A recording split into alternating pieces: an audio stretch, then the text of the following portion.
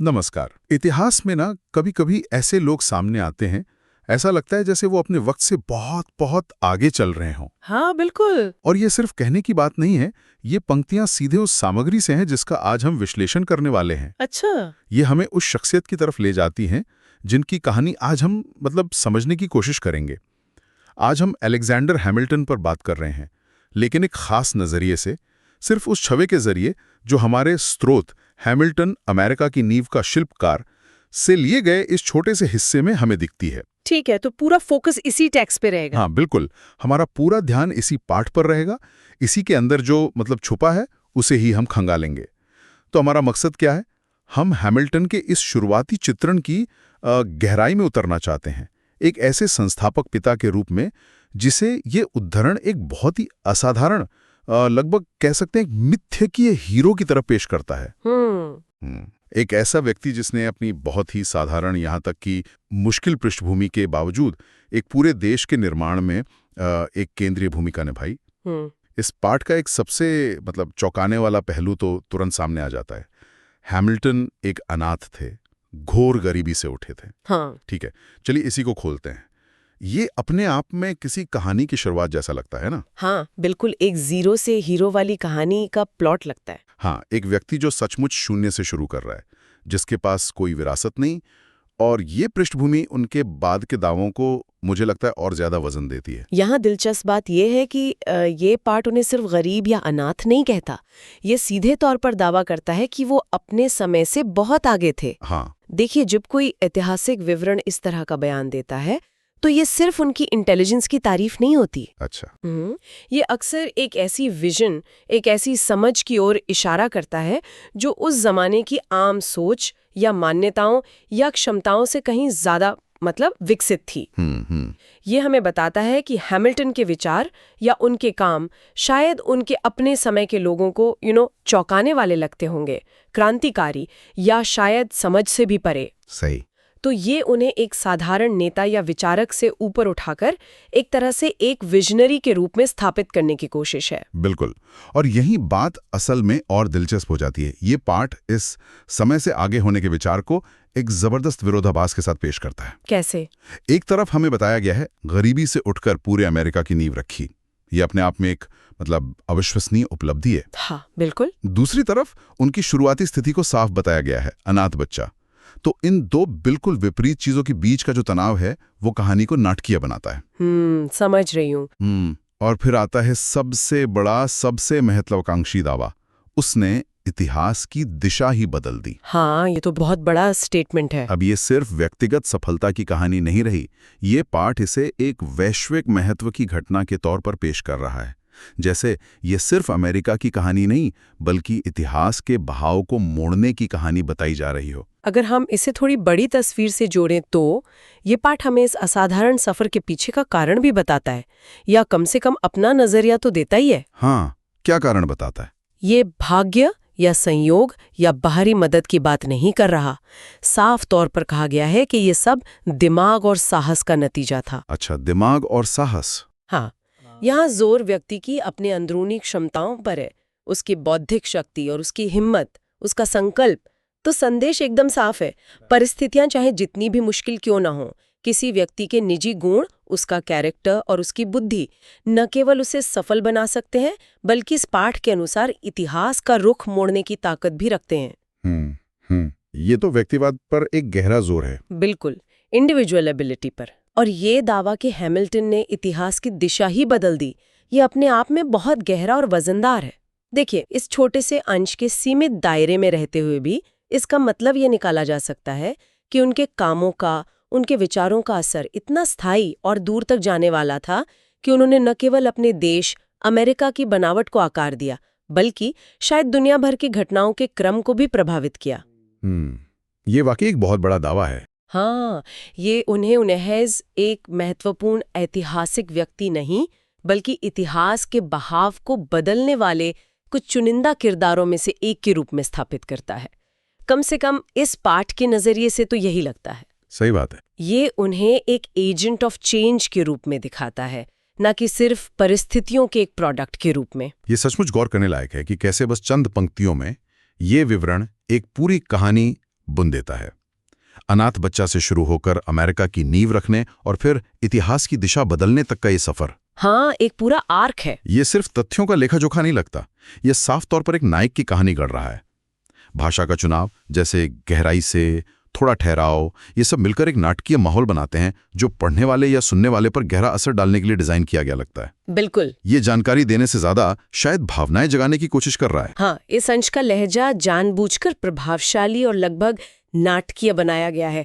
शब्दों का चयन, वाक्यों की बनावट, ये सब मिलकर हैमिल्टन को एक लगभग पौराणिक लार्जर देन लाइफ कैरेक्टर के रूप में स्थापित करते हैं। अपनी समय से बहुत आगे होना यहाँ सिर्फ एक तथ्य की तरह नहीं, बल्कि एक विशेषण की तरह इस्तेमाल हुआ है जो उनकी असाधारणता, उनकी विशेषता को बार बार जाहिर करता है। सही। ये उन्हें आम इंसानों से अलग एक विशेष दर्जे में रखने की कोशिश है। ये पाठक को एक तरह से विस्मय महसूस कराने के लिए लिखा गया लगता है। और ये दिमाग और साहस वाली बात दिलचस्प है कि लेखक ने इन्हीं दो गुणों को चुना। क्यों सिर्फ ये दो? हाँ, ये अच्छा सवाल है। क्या ये उस युग के आदर्शों को दिखाता है? ये पाठ इन्हें उनकी सफलता की कुंजी बताता है? ये उन गुणों पर जोर देता है जिन्हें अक्सर महानता या लीडरशिप से जोड़ा जाता है? तेज बुद्धि और नैतिक या शारीरिक बल, या शायद यहाँ मतलब दृढ़ संकल्प से है? बिल्कुल। पाठ ये विस्तार से नहीं बताता कि उनका दिमाग किस तरह का था। क्या वो स्ट्रैटेजिस्ट थे, इकोनॉमिस्ट थे, या कानूनी विशेषज्ञ? या साहस से क्या मतलब है? युद्ध के मैदान की बहादुरी या फिर पुरानी मान्यताओं को चुनौती देने का बौद्धिक साहस? नहीं, ये डिटेल्स नहीं देता, लेकिन ये साफ करता है कि यही दो गुण उनकी तरक्की और प्रभाव का मूल आधार थे। बिल्कुल। ये पाठ विवरणों की गहराई में नहीं जाता, बल्कि एक व्यापक प्रभाव पैदा करने पर ज्यादा ध्यान देता है। ये हमें सोचने पर मजबूर करता है कि दिमाग से लेखक का मतलब क्या हो सकता है। क्या ये उनकी जटिल फाइनेंशियल सिस्टम्स को डिजाइन करने की क्षमता थी, या राजनीतिक विरोधियों को मात देने की रणनीति, या संविधान की व्याख्या करने की उनकी बौद्धिक क्षमता?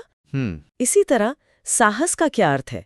क्या ये व्यक्तिगत जोखिम उठाने का साहस था, या अपने विवादास्पद विचारों पर टिके रहने का नैतिक साहस, या शायद गरीबी और अनाथ होने की परिस्थितियों से लड़ने का जीवट? हाँ, ये सब हो सकता है। का पाठ इन सवालों को खुला छोड़ता है, लेकिन ये जोर देकर कहता है कि ये दोनों गुण केंद्रीय थे और शायद एक दूसरे से जुड़े हुए भी थे। शायद लेखक का मानना है कि बिना साहस के दिमाग बेअसर है और बिना दिमाग के साहस अंधा। वाह, ये अच्छा विश्लेषण है। तो इस विवरण के अनुसार ये सिर्फ मुश्किलों पर जीत पाने की कहानी भर नहीं, ये व्यक्तिगत क्षमता के दम पर सक्रिय रूप से इतिहास को आकार देने, उसे गढ़ने की कहानी है। नींव रखी, ये जो वाक्यांश है यहाँ बहुत महत्वपूर्ण है। हाँ, बहुत शक्तिशाली है। ये सिर्फ हिस्सा लिया या योगदान दिया से कहीं ज्यादा ताकतवर है। नींव का मतलब होता है आधार, जिसके बिना इमारत खड़ी नहीं हो सकती। सही। ये स्थिरता और स्थायित्व का प्रतीक है। इस वाक्यांश का इस्तेमाल करके ये पाठ हैमिल्टन को अमेरिका के निर्माण में एक मौलिक, एक जरूरी शक्ति के रूप में चित्रित कर रहा है। हाँ, नींव रखिए एक बेहद शक्तिशाली मेटाफर है। ये इमारत के उस सबसे जरूरी हिस्से को दिखाता है जिस पर पूरी संरचना का वजन टिका होता है। इस एक वाक्यांश से ये पाठ हैमिल्टन के योगदान को अमेरिकी राष्ट्र के अस्तित्व के लिए आधारभूत, लगभग जरूरी बता रहा है। ये उन्हें कई संस्थापक पिताओं में से एक होने के बजाय एक मुख्य आर्किटेक्ट, एक मास्टर बिल्डर की भूमिका में प्रस्तुत करता है। Master builder. ये उनके प्रभाव को सिर्फ महत्वपूर्ण नहीं बल्कि स्ट्रक्चरल बताता है। ये ऐसा दावा है जो उन्हें उनके समय के कई दूसरे नेताओं से अलग खड़ा करता है। तो इस अंश की संक्षिप्तता के बावजूद ये हैमिल्टन की एक बहुत ही विशिष्ट, यादगार और शक्तिशाली छवि बनाता है। हाँ, बहुत कम शब्दों में। एक अकेला, समाज के हाशिए पर खड़ा व्यक्ति जो अपनी असाधारण प्रतिभा और अटूट इच्छा शक्ति के बल पर न केवल व्यक्तिगत रूप से सफल होता है, बल्कि दुनिया के इतिहास पर एक अमिट छाप छोड़ता है। ये मूलतः एक प्रेरणादायक कहानी का खाका है जिसे बहुत प्रभावी ढंग से प्रस्तुत किया गया है। सही कहा। ये पाठक को यह महसूस कराने के लिए है कि महानता कहीं से भी आ सकती है। निश्चित रूप से ये एक ऐसी कहानी है जो व्यक्तिगत क्षमता, दृढ़ संकल्प और अदम्य मानवीय भावना की शक्ति पर जोर देती है। इस पाठ का उद्देश्य साफ तौर पर हैमिल्टन को एक असाधारण, लगभग अद्वितीय व्यक्ति के रूप में प्रस्तुत करना है, जिसकी कहानी विस्मय, प्रशंसा और शायद प्रेरणा भी जगाती है। हाँ, हमें ये सोचने पर विवश करता है कि मुश्किल परिस्थितियों में भी मानवीय क्षमता की सीमाएं क्या हो सकती हैं, या कम से कम ये पाठ हमें क्या विश्वास दिलाना चाहता है। ये एक तरह का अमेरिकन ड्रीम का प्रोटोटाइप भी प्रस्तुत करता है, जहां योग्यता और मेहनत से कोई भी शिखर तक पहुंच सकता है। दिलचस्प बात यह भी है कि ये पाठ हैमिल्टन के जीवन या विचारों के किसी विशेष पहलू पर मतलब फोकस नहीं करता। हाँ, ये बहुत जनरल है। ये उनकी आर्थिक नीतियों, उनके राजनीतिक दर्शन या उनके निजी जीवन के बारे में कुछ नहीं कहता। ये एक बहुत ही व्यापक, लगभग प्रतीकात्मक चित्र प्रस्तुत करता है। क्या ये जानबूझकर किया गया है ताकि उनकी छवि ज्यादा यूनिवर्सल और कम विवादास्पद लगे, या ये सिर्फ एक इंट्रोडक्टरी अंश होने की वजह से है? ये एक अच्छा सवाल है। संभवतः दोनों बातें कुछ हद तक सच हैं। एक परिचयात्मक अंश के रूप में इसका उद्देश्य पाठक को बांधना और एक मजबूत पहला प्रभाव बनाना हो सकता है, जिसके लिए व्यापक और नाटकीय दावे अक्सर प्रभावी होते हैं। हाँ, डिटेल्स में जाने से शायद वो असर कम हो जाए। हाँ, कहानी की गति धीमी हो सकती है या जटिलताएं आ सकती हैं। साथ ही ये भी संभव है कि लेखक हैमिल्टन को एक समग्र प्रतीक के रूप में प्रस्तुत करना चाहता हो, व्यक्तिगत दृढ़ता, दूरदर्शिता और राष्ट्र निर्माण के प्रतीक के रूप में, न कि केवल एक विशेष नीति या गुट के प्रस्तावक के रूप में। इस तरह का चित्रण उन्हें समय और संदर्भ से थोड़ा ऊपर उठाने की कोशिश करता है। और ये इतिहास की दिशा बदलने वाला दावा, ये कितना शाब्दिक है? मतलब क्या लेखक का मतलब है कि उनके बिना अमेरिकी क्रांति का नतीजा कुछ और होता, या शायद सरकार का ढांचा अलग होता? हाँ, या कि अमेरिकी सरकार का स्वरूप कुछ और होता, या इसका असर और भी व्यापक, शायद वैश्विक था? इस अंश में ये साफ नहीं है, लेकिन दावे का पैमाना बहुत बड़ा है। हाँ, ये बिल्कुल साफ नहीं है। ये पाठक की कल्पना पर छोड़ दिया गया है कि वे इस दिशा बदलने का क्या मतलब निकालते हैं। हाँ, और ये अस्पष्टता ही शायद इसकी ताकत भी है। ये पाठक को हैमिल्टन के महत्व के बारे में सोचने पर मजबूर करता है, बिना किसी विशेष तर्क या सबूत दिए। ये एक इमोशनल अपील करता है। सही। इतिहास की दिशा बदलना एक ऐसा वाक्यांश है जो तुरंत ध्यान खींचता है और व्यक्ति को असाधारण महत्व देता है। ये सुझाव देता है कि उनके हस्तक्षेप के बिना हमारा आज का वक्त अलग होता। यह हैमिल्टन को इतिहास की एक धुरी के रूप में प्रस्तुत करता है, जिसके चारों ओर घटनाएं घूमी। ये एक ऐसा दावा है जिसका मूल्यांकन करना मुश्किल है, लेकिन जो सुनने में बहुत प्रभावशाली लगता है। तो इस सब विश्लेषण के बाद अगर हम सिर्फ इसी दिए गए पाठ पर टिके रहें, तो निष्कर्ष क्या निकलता है? इस सब का क्या मतलब है? हाँ, समराइज करते हैं। हमें अलेक्जेंडर हैमिल्टन की एक बेहद नाटकीय, प्रभावशाली और कह सकते हैं नायकत्व से भरी तस्वीर मिलती है। ये एक ऐसे व्यक्ति की कहानी है जिसने अनाथ होने और गरीबी में जीने जैसी लगभग अकल्पनीय बाधाओं को पार किया। बिल्कुल। और न केवल अमेरिका की नींव रखने में महत्वपूर्ण भूमिका निभाई, बल्कि इस पाठ के अनुसार अपने व्यक्तिगत दिमाग और साहस के बल पर इतिहास के बहाव को ही एक नई दिशा दे दी। ये चित्रण उन्हें एक असाधारण व्यक्ति के रूप में स्थापित करता है। बिल्कुल। ये अंश एक शक्तिशाली संदेश देता है और एक खास तरह की कहानी बुनता है। ये दिखाता है कि कैसे कुछ असाधारण व्यक्ति भारी बाधाओं और चुनौतियों के बावजूद अपने अंदरूनी गुणों, बुद्धि और संकल्प का इस्तेमाल करके एक अविश्वसनीय, यहाँ तक कि इतिहास बदलने वाला प्रभाव डाल सकते हैं। हाँ। इस पाठ का केंद्रीय विषय यही है, व्यक्तिगत क्षमता की परिवर्तनकारी शक्ति, जिसे हैमिल्टन के जीवन के इस विशिष्ट, लगभग मिथ्यकीय चित्रण के माध्यम से दर्शाया गया है।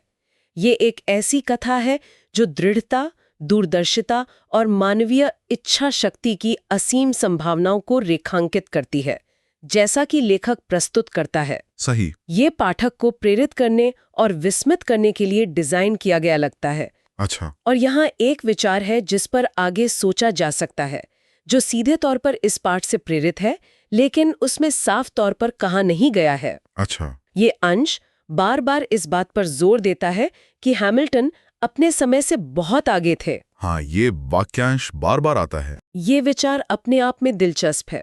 किसी व्यक्ति या उसके विचारों के लिए अपने युग से आगे निकल जाने का वास्तव में क्या मतलब होता है? सोचने वाली बात है। हम इसे कैसे पहचानते हैं, खासकर जब हम उस युग से बहुत दूर किसी और समय में जी रहे होते हैं? क्या ये सिर्फ एक ऐतिहासिक निर्णय है जो बाद की पीढ़ियां लगाती हैं, जब वो नतीजों को देख सकती हैं? हाँ, हो सकता है। या क्या उस समय के लोग भी इसे महसूस कर सकते थे, और अगर हाँ तो कैसे? क्या समय से आगे होना हमेशा एक सकारात्मक बात है, या ये उस व्यक्ति को अपने ही समय में अकेला और गलत समझे जाने वाला भी बना सकता है? ये गहरा सवाल है। ये सवाल हमें सोचने पर मजबूर करता है कि हम इनोवेशन, दूरदर्शिता और किसी व्यक्ति के वास्तविक ऐतिहासिक प्रभाव का मूल्यांकन कैसे करते हैं और किन मापदंडों पर करते हैं।